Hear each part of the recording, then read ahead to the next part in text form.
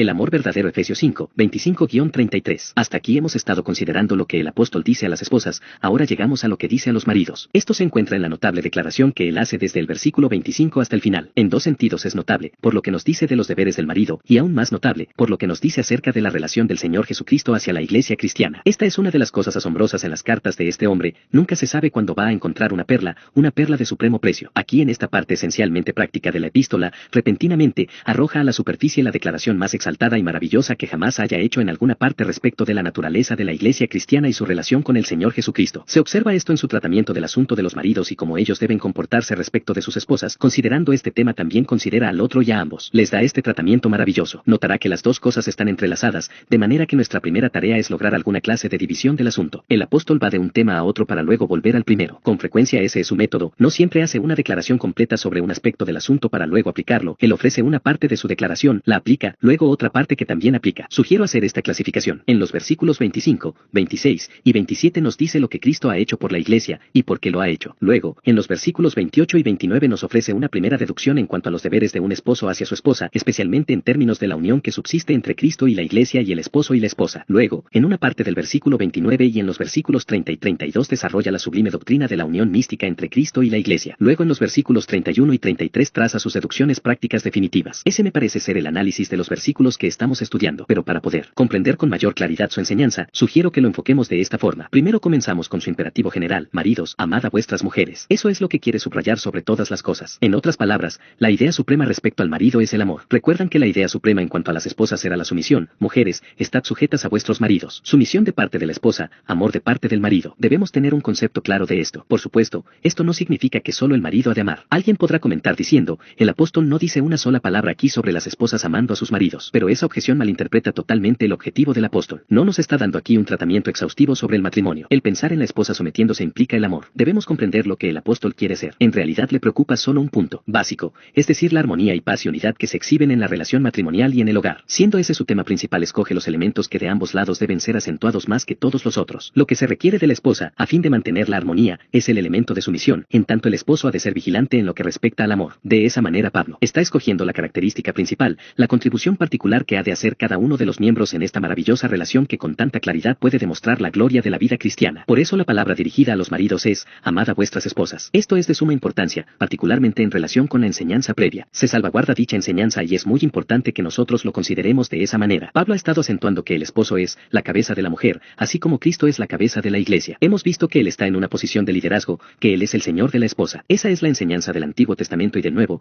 y el apóstol la ha estado acentuando. Pero inmediatamente añade esto: maridos, amad a vuestras mujeres. Es como si dijera, usted es la cabeza, usted es el líder, usted es como si fuese el Señor de esta relación, pero por el hecho de amar a su esposa este liderazgo nunca va a convertirse en tiranía, y aunque usted sea Señor, usted nunca será tirano. Esta es la conexión entre los dos preceptos. Esto es algo que se encuentra con frecuencia en la enseñanza del Nuevo Testamento. Permítanme darles un ejemplo. En muchos sentidos el mejor comentario sobre este punto se encuentra en 2 Timoteo 1:7. Allí dice, porque no nos ha dado Dios espíritu de cobardía, sino de poder, de amor y de dominio propio, disciplina. Allí volvemos a tener lo mismo. No nos ha dado Dios espíritu de cobardía. Y bien, ¿qué nos ha dado? Nos ha dado un espíritu de poder, pero para que ninguna persona sienta que aquí hay un elemento de tiranía, el apóstol añade, y amor. Es el poder del amor. No es un poder descarnado, no es el poder de un dictador o de un pequeño tirano. La idea no es la de un hombre que se cree en el derecho de ciertas cosas y pisotea los sentimientos de su esposa o cosas por el estilo. No es la idea del hombre que se sienta en casa como dictador. En un estudio previo me he referido a lo que tal vez fue el mayor defecto del concepto victoriano en cuanto a la vida y aún de su cristianismo, y era precisamente esto. Ellos tendían a acentuar un lado a expensas del otro, y tantos de nuestros problemas actuales se deben a una reacción, a una violenta sobrereacción contra el falso énfasis de aquel periodo particular. Por eso siempre debemos guardar este equilibrio. Debemos recordar que el poder debe ser moderado por el amor, debe ser controlado por el amor. Se trata del poder del amor. Ningún marido tiene el derecho de creerse la cabeza de su mujer a menos que la ame. Si no la ama, no está cumpliendo el imperativo de las Escrituras. Estas dos cosas van juntas. En otras palabras, esto es una manifestación del Espíritu, y el Espíritu Santo no solo otorga poder, sino que también da amor y disciplina. De modo que cuando el esposo pone en práctica su privilegio como cabeza de la esposa y cabeza de la familia, él lo hace de esta manera. Siempre ha de estar controlado por el amor. Siempre estará bajo el control de la disciplina. Él debe disciplinarse a sí mismo. Existirá la tendencia de una actitud dictatorial, pero no debe hacerlo así. Poder, amor, dominio propio, disciplina. Todo esto se implica aquí en esta gran palabra, amor. De modo que el reinado del esposo ha de ser un reinado y un gobierno de amor. Es un liderazgo de amor. La idea no es la de un papa o de un dictador. No es un caso de ipsi dixit. Él no habla ex cátedra. No, se trata del poder del amor. Es la disciplina del espíritu, guardando este poder y autoridad y dignidad dados al marido. Evidentemente esa es la idea fundamental y suprema en en todo este asunto de maridos, amad a vuestras mujeres. Pero ahora debemos proceder a considerar en términos generales el carácter o la naturaleza de ese amor. Nuevamente esta es una gran necesidad en los tiempos actuales. Hay dos cosas que en el mundo actual se destacan con gran claridad: el abuso del concepto de poder y el abuso, aún mayor, del concepto de amor. El mundo nunca había hablado tanto del amor como lo hace actualmente, pero me pregunto si alguna vez ha habido algún tiempo que haya tenido menos amor que el presente. Estos grandes términos han sido degradados tan rotundamente que muchas personas no tienen idea de lo que significa la palabra amor. Maridos, amad a vuestras mujeres. ¿Qué es este amor? Somos afortunados porque el apóstol nos lo dice, lo hace de dos maneras. Maridos, amad a vuestras mujeres, así como Cristo amó a la iglesia. Aquí hay dos definiciones. La primera está en la palabra misma, amor. La palabra que el apóstol escogió aquí para expresar la idea de amor es muy elocuente en su enseñanza y significado. En el lenguaje griego que se utilizaba en los días del apóstol Pablo, había tres palabras que pueden ser traducidas por nuestra palabra amor. Es muy importante que tengamos un concepto claro de esto, que sepamos distinguir entre ellas, porque gran parte del pensamiento superficial de nuestros días en esta área se debe al hecho de no apreciar esta diferencia. Una de las tres, y esta no ocurre en el Nuevo Testamento, es la palabra eros, que describe un amor perteneciente en su totalidad a la carne. El adjetivo erótico, como se lo usa comúnmente en la actualidad, nos recuerda el contenido de la palabra. Por supuesto, es una forma de amor, pero es un amor de la carne, es un deseo, es algo carnal, y la característica de esa clase de amor es su egoísmo. Ahora bien, no es un amor necesariamente equivocado por el hecho de ser egoísta, pero su característica esencial es el egoísmo. Nace, como digo, del deseo. Desea algo, y principalmente se preocupa por eso. Ese es su nivel. Por así decirlo, se trata de la parte animal del hombre, y generalmente esto es lo que pasa por amor en el mundo actual. El mundo se gloria en sus maravillosos romances y habla de lo maravillosos que son. Nótense que nada se dice acerca de la infidelidad del hombre hacia su mujer y viceversa, y que niños pequeños tendrían que sufrir. Un romance maravilloso ha comenzado en la vida de un hombre y una mujer y van a casarse. No se menciona el hecho de que ambos son culpables de quebrantar sus votos y violar cosas santas. Lo que se publica es esa maravillosa unión, ese maravilloso romance. Es algo que encuentra todos los días en los diarios. No es más que este deseo erótico, egoísta, carnal, sensual. Pero le recuerdo que en el mundo actual dicho eros realmente es considerado amor. En lo que respecta a las dos palabras traducidas, amor, en el Nuevo Testamento, una de ellas es fileo, que en realidad significa ser amigo de. Aparece como una raíz en tales palabras como filantrópico y Filadelfia. La ilustración clásica de su uso se encuentra en el último capítulo del Evangelio de San Juan. Allí se nos cuenta el incidente de cómo Pedro y otros habían ido de noche a pescar, y al regresar repentinamente habían visto en la orilla al Señor. Allí el Señor les preparó un desayuno y comenzó a hablarles. Esto es lo que leemos. Cuando hubieron comido, Jesús dijo a Simón Pedro: Simón, hijo de Jonás, ¿me amas más que estos? Le respondió: sí, Señor, tú sabes que te amo. Él le dijo: apacienta mis corderos. Ahora bien, el punto interesante aquí es que Pedro, al decir, tú sabes que te amo, la palabra que usó fue, tú sabes que te tengo amistad. El Señor, utilizando la tercera palabra, a la cual aún no hemos llegado, le pregunta si realmente lo arna, pero Pedro responde: tú sabes que te tengo amistad. Volvió a decirle la segunda vez: Simón, hijo de Jonás, ¿me amas? Pedro le respondió: sí, Señor, tú sabes que te amo, que significa, tú sabes que te tengo amistad. Jesús les dijo: pastorea mis ovejas. Después llegamos al versículo 17, le dijo la tercera vez: Simón, hijo de Jonás, ¿me amas? Ahora el Señor hace aquí algo muy interesante. No usa la palabra que ha estado usando antes, ahora use la palabra que ha estado usando Pedro. Le dijo la tercera vez: Simón, hijo de Jonás, ¿realmente me tienes amistad? El Señor ha bajado el concepto: ¿realmente sientes amistad hacia mí? Pedro se entristeció de que le dijese la tercera vez: ¿me amas? Y le respondió: Señor, tú lo sabes todo, tú sabes que te amo. Pedro se entristeció porque aparentemente el Señor dudaba de su amistad hacia él, de modo que a la luz de su fracaso no podía sino encomendarse al conocimiento del propio Señor y decir: tú sabes que te tengo amistad. Tengamos estas cosas en mente. La palabra traducida por amor puede significar sentir amistad. La otra palabra del Nuevo Testamento se eleva a una altura mucho mayor. Se trata de la palabra que se usa siempre en la Biblia para expresar el amor de Dios hacia nosotros. De tal manera amó Dios al mundo, agapao. Ahora bien, esta es la palabra que se usa en el texto que estamos considerando. Maridos, amad a vuestras mujeres. En ese sentido, amad como ama Dios. No hay nada superior a esto. O para expresarlo de otra manera, tome la lista que describe el fruto del Espíritu que se encuentra en Galatas 5:22. El apóstol está comparando las obras de la carne y el fruto del Espíritu, y dice: el fruto del Espíritu es amor, no sentimientos eróticos, no una mera amistad, es el amor que se asemeja al amor de Dios, amor, gozo, paz, y así sucesivamente. Ese es el amor, dice el apóstol, que los maridos deben tener y mostrar hacia sus esposas. Ustedes ven cómo todo encaja con tanta perfección con el versículo 18, no os embriaguéis con vino, en lo cual hay disolución, antes bien sed llenos del Espíritu. Si está lleno del Espíritu, estará lleno del fruto del Espíritu, y el fruto del Espíritu es amor. El apóstol está hablando a personas que están llenas del Espíritu, porque solo ellas pueden mostrar este amor. Es en vano decir esto a una persona que no es cristiana. Ella es incapaz de hacerlo, no puede amar con esa clase de amor. Pero el apóstol dice que los cristianos deben manifestar este tipo de amor porque están llenos del Espíritu. De modo que una de las formas en que demuestro ser lleno del Espíritu no es tanto un estado de éxtasis y la manifestación de ciertos fenómenos, es la forma en que me conduzco hacia mi esposa cuando estoy en casa, es este amor que es fruto del Espíritu. La misma palabra escogida por el apóstol nos guía de inmediato a la idea exacta de lo que quiere comunicarnos. Por eso, permítanme explicarlo de esta manera. Enfoquemos bien todo este asunto del matrimonio y de la relación matrimonial. No estoy diciendo que el apóstol enseñe que aquel primer elemento que pertenece a la carne no tenga ninguna participación en esto. Ello sería un un gran error. Hubo personas que enseñaron eso. La enseñanza católico romana referida al celibato está basada fundamentalmente en esa falsa interpretación. Y descubro que hay muchos cristianos que tienen problemas sobre este asunto. Aparentemente piensan que el cristiano ya no es un ser humano,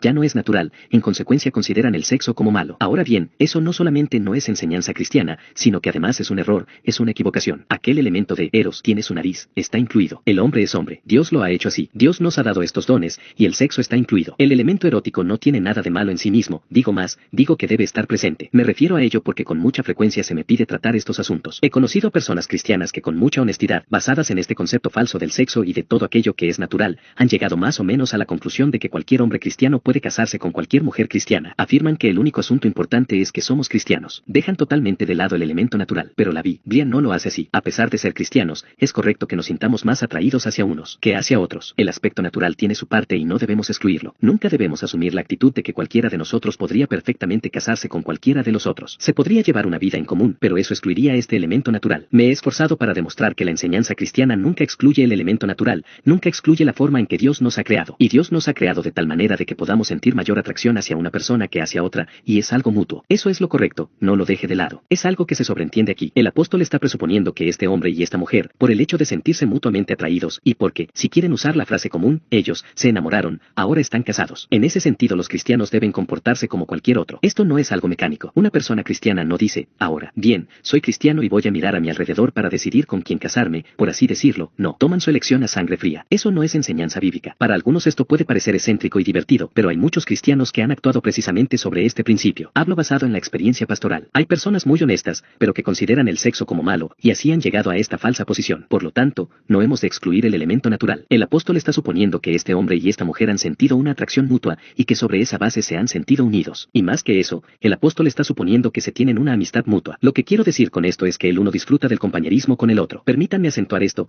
diciendo que también pertenece al matrimonio cristiano. Hay ciertas afinidades naturales, que si las pasamos por alto lo hacemos en nuestro propio perjuicio. Nuevamente, he visto esto con frecuencia. Dos personas creyeron que por el hecho de ser cristianas ya nada más importa, y sobre esa base, contrajeron matrimonio. Pero en la condición de casados es muy importante que las dos personas se tengan una mutua amistad. Si no es así, si su única base para el casamiento fue la atracción física, esta pronto se habrá ido. Eso no tiene permanencia en sí, pero por el otro lado, una de las cosas que sí tiene permanencia es que dos personas se tengan amistad. En el matrimonio hay ciertos imponderables. Es conveniente que dos personas que están casadas tengan las mismas afinidades, los mismos intereses, y se sientan atraídas por las mismas cosas. No importa cuán profundamente se amen, si en este sentido hay diferencias fundamentales, estas conducirán a problemas. El problema de la vida matrimonial y de vivir en armonía será mucho mayor. Afirmo entonces, es muy importante que este segundo elemento, la palabra que Pedro siguió utilizando, te tengo amistad, tenga su parte en el matrimonio. El apóstol supone ambas consideraciones. Es probable que algunos cristianos se hayan casado cuando aún eran paganos y que el matrimonio incluía tanto el eros como el filio. Muy bien, dice Pablo, aquí es donde el cristianismo comienza a tener su parte. Ahora, por el hecho de ser cristiano se introduce el otro elemento, este eleva a los otros dos, los santifica, les da gloria, les concede esplendor. Esa es la diferencia que Cristo opera en el matrimonio. Solo el cristiano es capaz de subir a ese nivel. Puede haber matrimonios felices y exitosos sin esto, gracias a Dios todavía los hay. En el nivel natural y humano hay matrimonios felices, y están basados sobre las dos palabras que he estado utilizando. Si tiene el primer elemento y además la amistad mutua, y cierto temperamento, dos personas pueden producir un matrimonio muy feliz y exitoso, pero nunca subirá a este nivel superior. Sin embargo, este es el punto al cual el apóstol quiere elevarnos. Más allá, y por encima de las posibilidades del hombre natural, aparece este auténtico amor, este amor que es de Dios, el amor que él define en 1 Corintios 13. Es evidente que el apóstol, al escoger esta palabra, nos ha dicho mucho. Por eso el deber de cada esposo que escucha o lee esta exhortación consiste en examinarse a sí mismo a la luz de esta palabra. ¿Están los tres elementos presentes en su vida? ¿Han sido coronadas y glorificadas todas las cosas por este amor que puede ser atribuido a Dios mismo? Pero para que no tengamos problemas al respecto,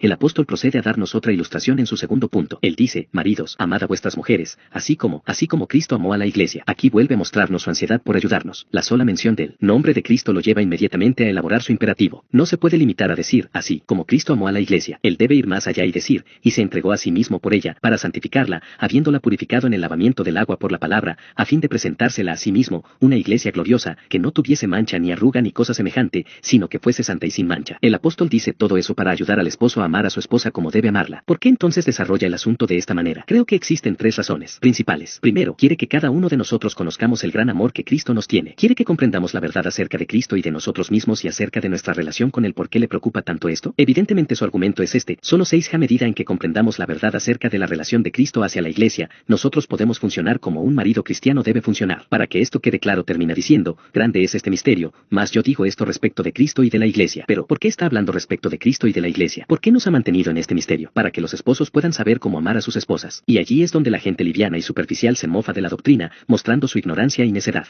Dicen, esa gente está interesada solo en la doctrina, nosotros somos personas prácticas. Pero no puede ser práctico sin doctrina, no puede amar verdaderamente a su esposa a menos que entienda algo de esta doctrina, algo acerca de este gran misterio. Dicen otros, eso es demasiado difícil, no puedo seguirlo de ninguna manera. Pero si quiere vivir como cristiano, tiene que seguirlo, debe prestarle atención, tiene que pensar, tiene que estudiar, tiene que tratar de entender, tiene que llegar al término con ello. Esto está aquí para usted, y si le da la espalda, está rechazando algo que Dios le da, y entonces es un terrible pecador. Rechazar la doctrina es un pecado terrible. Nunca ponga la práctica contra la doctrina porque no puede practicarla si no la tiene. Entonces el apóstol se toma el trabajo de desarrollar esta maravillosa doctrina de la relación de Cristo y la iglesia, no simplemente por el amor de dejarla establecida acá, por muy importante que sea, sino para que en casa podamos amar a nuestras esposas como debemos amarlas, así como Cristo amó a la iglesia. De modo que ahora podemos considerar el problema de la siguiente manera. El principio que ha de controlar nuestra práctica consiste en que la relación entre esposo y esposa es, en esencia y en naturaleza, como la relación entre Cristo y la iglesia. ¿De qué manera la enfocamos entonces? Debemos comenzar estudiando la relación entre Cristo y la iglesia, y entonces, y solo entonces, podremos considerar la relación entre el marido y la mujer. Eso es lo que el apóstol está haciendo. Maridos, amad a vuestras mujeres así como Cristo amó a la iglesia. Habiendo dicho esto, nos detalla exactamente cómo Cristo amó a la iglesia. Luego dice, vayan y hagan lo mismo. Esta es su regla. Esa es la primera gran doctrina. Comencemos entonces considerando la relación de Cristo a la iglesia. Aquí hay algo que interesa a todos, no solo a los maridos, sino a todas las personas. Lo que se nos dice aquí acerca de la relación de Cristo y la iglesia es de vigencia para cada uno de nosotros. Cristo es el esposo de la iglesia, Cristo es el esposo de cada creyente. Preguntará, ¿dónde encuentra tal enseñanza? Por ejemplo, la encuentro en Romanos 7:4, así también vosotros, hermanos míos, habéis muerto a la ley mediante el cuerpo de Cristo, para que seáis de otro, del que resucitó de los muertos, a fin de que llevemos muchos frutos para Dios. Cristo es el esposo de la iglesia es la esposa de Cristo. Cada uno de nosotros puede mirar, en ese sentido, al Señor Jesucristo como su esposo, y colectivamente lo hacemos así como miembros de la iglesia cristiana. ¿Qué es lo que el apóstol nos dice acerca de esto? Lo primero que el apóstol nos dice tiene que ver con la actitud del Señor Jesucristo hacia la iglesia, como la mira él. Y en esto hay enseñanzas para los maridos. ¿Cuál es su actitud? ¿Cómo mira a su esposa? Aquí mismo el apóstol nos dice algunas cosas maravillosas. Ustedes que son cristianos, ¿alguna vez se dieron cuenta que estas cosas se aplican a ustedes como miembros de la iglesia cristiana? Consideren las características de la actitud del Señor hacia su esposa, la iglesia. Él la ama, así como Cristo amó a la iglesia. ¡Qué expresión elocuente! Él la amó a pesar de su indignidad, él la amó a pesar de sus deficiencias. Nótese lo que Cristo hace por ella. Ella tiene que ser lavada, ella tiene que ser purificada. Él la vio harapienta y salvaje, pero él la amó. Ese es el clímax de la doctrina de la salvación. Él nos amó, no por algún mérito que hubiese en nosotros, él nos amó a pesar de lo que había en nosotros, mientras aún éramos pecadores. Él amó a los que estaban sin Dios, mientras aún éramos enemigos. Él nos amó en toda nuestra indignidad y vileza. Él amó a la iglesia no porque era gloriosa y hermosa, no, sino para llevarla a que fuera así. Tome nota de la doctrina y vea lo que tiene que decir a los maridos. Un marido se opone a las deficiencias, dificultades y cosas que piensa poder criticar en su esposa, pero él debe amarla, como Cristo amó a la iglesia. Ese es el tipo de amor que debe mostrar. Este es el primer principio. El segundo principio es este, se entregó a sí mismo por ella. Cristo no solo estuvo dispuesto a sacrificarse por ella, en realidad se sacrificó por ella. Tal es el amor de Cristo por la iglesia. Él solo pudo salvarla dando su vida por ella, y la dio por ella. Esa es la característica de su amor. Luego nótese su gran preocupación por ella y por su bienestar. Él vela por ella, se preocupa por ella. Es como si él viese el potencial que hay en ella. Él quiere que ella sea perfecta. Por eso Pablo prosigue diciendo, para santificarla, habiéndola purificado en el lavamiento del agua por la palabra, a fin de presentársela a sí mismo como una iglesia gloriosa, que no tuviese mancha ni arruga ni cosa semejante. Aquí ve su interés por ella, su amor por ella, lo orgulloso que está de ella. Esas son las características del amor de Cristo por la iglesia. Su gran deseo de que ella sea perfecta. Y él no se va a sentir satisfecho hasta que ella sea perfecta. Él desea poder presentársela a sí mismo una iglesia gloriosa, que no tuviese mancha ni arruga ni cosa semejante. Él la quiere perfecta. Él la quiere más allá de toda crítica. Él quiere, por así decirlo, que todo el mundo la admire. En Efesios 3:10 se nos dice que hizo todo esto, para que la multiforme sabiduría de Dios sea ahora dada a conocer por medio de la iglesia a los principados y potestades en los lugares celestiales. Este es el orgullo que el esposo siente hacia su esposa. Está orgulloso de su belleza, orgulloso de su apariencia, orgulloso de cuanto le pertenece, y él desea mostrarla a toda la familia, a todas sus criaturas. Ese es el tipo de relación que existe entre el Señor Jesucristo y su iglesia. Estoy extrayendo en primer lugar el principio de en medio de los detalles, porque él nos permite comprender esta maravillosa y mística relación. De esta manera el cuadro que tenemos ante nosotros es del Señor regocijándose en esa relación, regocijándose en ella, triunfante en ella, gloriándose en ella. No hay nada que no hará por su esposa, la iglesia. Este es el primer gran tema que emerge en el tratamiento que el apóstol da de este vasto y exaltado tema. Hemos de comenzar con este cuadro de Cristo y la iglesia. Han visto con qué ojos la mira, y lo que hace por ella por el hecho de mirarla de esa manera, y lo que él tiene en vista para ella, su última meta para ella. Y por todo esto existe aquí el concepto extraordinario de la relación mística, de la unidad, de la idea de que son una carne, y que ella es su cuerpo. Maridos, amad a vuestras mujeres, así como Cristo amó a la iglesia. Ese es entonces nuestro primer gran principio, Cristo amando a la iglesia. La relación entre Cristo y la iglesia es la que debería existir entre marido y mujer. Comiencen con eso. Consideren la gran doctrina de la iglesia. Vengan todos, los casados casados y los que no son casados. Esto tiene vigencia para todos nosotros porque estamos en la iglesia. Qué maravilloso es comprender que todos estamos en esta relación respecto de Cristo. Esa es la forma en que Él le mira, esa es su actitud. El principio es este amor, el mayor amor que el mundo pudiese conocer, este amor proveniente de Dios, siempre está más allá de lo erótico y filantrópico. La gran característica de este amor, y aquí reside su diferencia esencial respecto de los otros amores, es que no lo controla tanto el deseo de tener como el deseo de dar. De tal manera amó Dios al mundo, como que ha dado. No hay nada malo con los otros tipos de amor, ya lo he afirmado previamente, pero aún en su máxima expresión ellos siempre están centrados en sí mismos, siempre están pensando en sí mismos. En cambio, la característica de este otro amor es que no piensa en sí mismo. Dios se dio a sí mismo, Cristo murió por ella, aún hasta la muerte. La característica de este amor es el sacrificio. Este amor es un amor que da, no siempre está considerando lo que va a obtener, sino lo que va a dar para el beneficio del otro. Maridos, amad a vuestras mujeres de esa manera, así como Cristo amó a la iglesia. Habiendo visto en términos generales esta actitud de Cristo hacia la iglesia, podemos proseguir demostrando cómo esa actitud se manifiesta en la práctica, y después considerar su objetivo último, y finalmente, esa relación o unión místicas. Demos gracias a Dios porque cuando hemos de considerar una libra matrimonio, algo tan común, algo aparentemente tan ordinario, descubrimos que, si somos cristianos, hemos de considerarlo de tal manera que seamos introducidos al centro mismo de la verdad cristiana, al corazón de la teología y doctrina, a los misterios de Dios en Cristo como se los ven y a través de la iglesia. Quiera Dios bendecirnos en esta consideración.